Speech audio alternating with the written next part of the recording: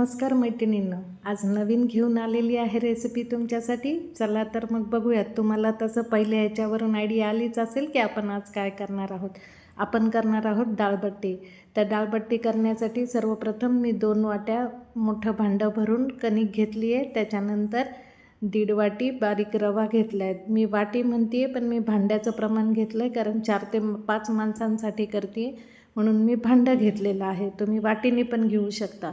आता याच्यामध्ये कणिक रवा घातल्यानंतर 1.5 पळीने मी बेसन घेतलेलं आहे आणि 2 मोठा चमचा भरून ओवा घातलेला आहे. ओवा हा थोडासा हाताने कुस्करून किंवा मग रगडून मग टाकायचा, म्हणजे त्याचा वास छान लागतो. आणि डाळीचं पीठ असल्यामुळे ओवा घातला तर तो बाधत नाही.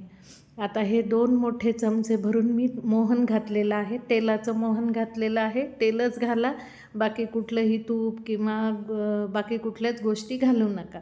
आता याच्यामध्येच मीठ घातलेलं आहे चवीनुसार, थोडं कमीच घाला, आपण वरणाला घालणार आहोत म्हणून. आणि सोडा घातलेला आहे. सोडा हा मोठा 1 चमचा घातलेला आहे. मोठा 1 चमचा म्हणजे आपला 1.5 चमचा धरून चाला. मोठा 1.5 चमचा घातलेला आहे. चहाचा जो चमचा असतो तो भरून मी 1.5 चमचा घातलेला आहे. आता आपण याला सगळं मस्तपैकी मिक्स करून घेणार आहोत.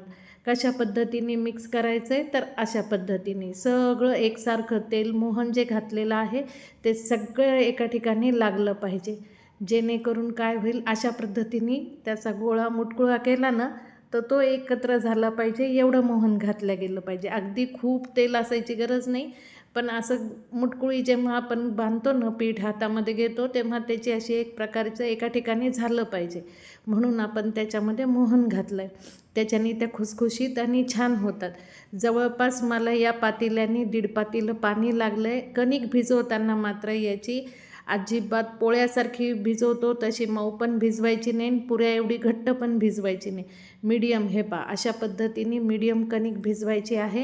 हे छान प्रकारे आता हे 10 मिनटं आपण याला झाकून ठेवूयात, जेणेकरून ते सगळे पदार्थ एकजीव होतील. मी इकडं वरणाची तयारी करून घेतली होती. याच्यामध्ये मी तूर आणि मुगाची डाळ घेतली होती. तुम्ही नुसती तुरीची डाळ घेतली तरीही चालेल, कारण की काय आहे की तूर बाधते म्हणून मी थोडीशी मुगाची डाळ घातली होती.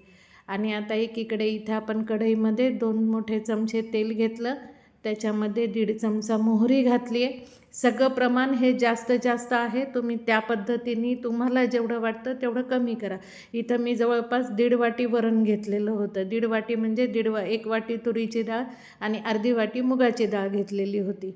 आता इथं आपण तेल फोडणी झाली की आपण त्याच्यामध्ये फोडणी फुटली की त्याच्यामध्ये आपण हळद घालून घेतलेली आहे आणि आता त्याच्यात आपण हे वरण घालून घेणार आहोत. याच्यात सगळे मसाले आपण नंतर घालणार आहोत. सांगायचं राहिलं, वरण शिजतानाच मी याच्यामध्ये 2 मोठे टमाटे आणि लसूण हा ठेचून त्याच्यामध्ये घालून दिलेला होता. त्याने ना एक वेगळाच फ्लेवर येतो. तुम्ही कधी अशा पद्धतीने साधं वरणसुद्धा करून बघा, खूप छान लागतं. 2 टमाटे मोठाले चिरून त्याच्यामध्ये घालून दिलेले होते आणि एक 10-12 लसणाच्या पाकळ्या ठेचून वरण शिजतानाच घालून दिलेलं होतं. आता ह्याच्यामध्ये कढीपत्ता घातला आहे. मी कढीपत्ता फोडणीत का नाही घातला, कारण की त्याचा सगळा वास हा फोडणीमध्येच उडून जातो, म्हणून मी कढीपत्ता हा नेहमी वरतून घालत असते. आता याच्यामध्ये आपण थोडासा काळा मसाला घातलेला आहे, लाल तिखट घातलेलं आहे, 2 मोठे चमचे भरून लाल तिखट घातलेलं आहे, सांबार मसाला घातलेला आहे. हे सगळं साहित्य वरतून घालते आहे, कारण की काय आहे की त्याचे फ्लेवर जे आहेत ना ते सगळे त्याच्यामध्ये ॲटोमॅटिक उतरतात. आपण जर फोडणीमध्ये घातलं ना तर सगळा त्याचा वास हा उडून जातो. चवीनुसार मीठ घातलेलं आहे आणि थोडी धणे जिऱ्याची पावडर पण घातलेली आहे.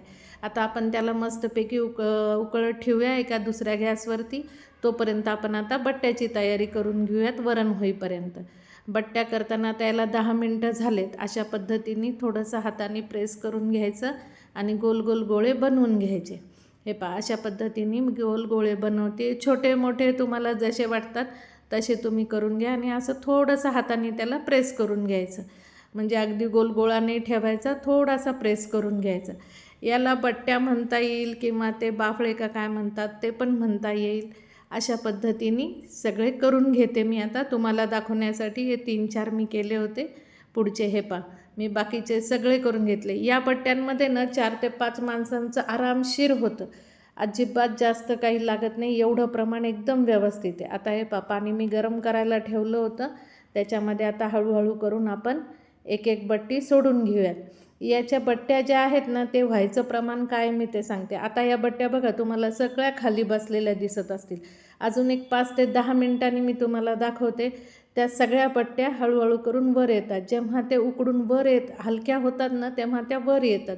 त्याच्यावरून समजून घ्यायचं की आपल्या बट्ट्या शिजलेल्या आहेत. काही जणांना ते समजत नाही, तर त्याची ही खूण असते की त्याला काही तुम्हाला केकसारखं किंवा ढोकळ्यासारखं प्रेस करून किंवा सुरी खुपसून बघायची गरज नसते. हे पहा, अशा पद्धतीने सगळ्या बट्ट्या मस्त फुगून वर आल्या आहेत बघा. काही तुम्हाला गरज पडत नाही, हलवायची गरज नाही, काहीच गरज पडत नाही. फक्त गरम पाणी करायचं आणि त्याच्यामध्ये या बट्ट्या सोडून द्यायच्या. बघा आपली साईज केवढी होती आणि आता किती मोठ्या झाल्या आहेत बघा त्या बट्ट्या. सोडा घातल्यामुळे थोड्याशा फुगून येतात आणि खुसखुशीत पण होतात. बेसनाचं पीठ आपण त्यासाठीच घातलं आहे की थोडासा खुसखुशीतपणा यावा. हे इन्स्टंटवाले आहेत. दुसरी रेसिपी पण त्याची आहे, ज्या सगळ्या डाळी गहू वगैरे आपण दळून करतो ना, त्याची पण वेगळी रेसिपी आहे. ती परत कधीतरी नक्कीच दाखवेन. आता हे पहा, अशा पद्धतीने मी सगळ्या बट्ट्या चाळणीमध्ये काढून घेतल्या. थोड्याशा गरम असल्यामुळे त्याला गार होऊ दिल्या, थोड्या एक कोमट होऊ दिले.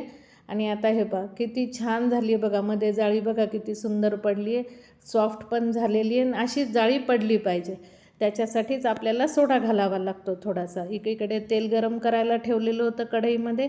एक एक करून अशा पद्धतीने बट्ट्या त्याच्यामध्ये आपण सोडून घ्यायच्या आहेत आणि आपल्या हाय फ्लेमवरतीच तळायच्या. याला काही मीडियम वगैरे असं काहीही लागत नाही. हाय फ्लेमवरती मस्त एकदम छान गोल्डन रंग येईपर्यंत, मात्र रंग गोल्डन येऊ द्या. त्याला तळून तसंच ठेवून देऊ नका, त्याच्याकडे लक्ष द्या. हलवत राहावं लागतं त्याला, सारखं हलवलं की ते छान आतपर्यंत तळल्या जातात आणि मस्तही होतात, खुसखुशीत आणि छान होतात. अशाच पद्धतीने आता आपण पुढची बॅच काढून घेऊयात. हे पहा, अशा हळूहळू करून तेल उडतं अंगावरती, कारण त्याच्यामध्ये आपण उकडलेलं असल्यामुळे थोड्या प्रमाणामध्ये पाणी असतं. पाण्याचा अंश असल्यामुळे तो थोडंसं उडायची शक्यता असते, म्हणून आपण आरामशीर टाकायचं. हे पहा, याच्याबरोबर मी कांदा, लिंबू, ठेचा हे सगळं केलेली ही बेसिक रेसिपी आहे की ठेचा हा बट्ट्याबरोबर असलाच पाहिजे. आता तो जे आपण वरण केलेलं होतं, त्या वरणामध्ये आपण थोडंसं तूप घालून घ्यायचं आणि आपली रेसिपी तयार आहे. चला तर मग या खायला. बट्ट्या केलेल्या आहेत, कशा वाटल्या ते नक्कीच सांगाल.